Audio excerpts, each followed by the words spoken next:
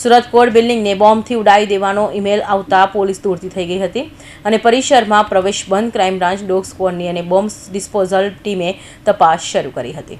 ગુજરાતમાં હવે સુરત કોર્ટ બિલ્ડિંગને બોમ્બથી ઉડાવી દેવાની ધમકી મળી છે। સુરત ડિસ્ટ્રિક્ટ કોર્ટને ઓફિશિયલી ઈમેલ આઈડી પર અજાણ્યા દ્વારા બોમ્બેથી ઉડાવી દેવાની ધમકી અપાતા તાત્કાલિક પ્રિન્સિપાલ જડદ દ્વારા પોલીસને જાણ કરાઈ હતી, જેથી પરિસર પ્રવેશ બંધ કરી Surat crime branch, dog squad અને બોમ્બે ડિસ્પોઝલ ટીમે તપાસ શરૂ કરી હતી। અજાણ્યા ઈમેલ દ્વારા ધમકી આપવામાં આવતા સુરક્ષાને કારણોસર આજે કોર્ટ પરિસરમાં વકીલો, અરજદારો કે અન્ય કોઈ પણ 3 ત્રાહિત વ્યક્તિઓના પ્રવેશ પર સદંતર પ્રતિબંધ મૂકી દેવામાં આવ્યો હતો। જોકે તપાસ દરમિયાન કોઈ શંકાસ્પદ વસ્તુ ન દેખાતા અફવા હોવાનું લાગી રહ્યું છે।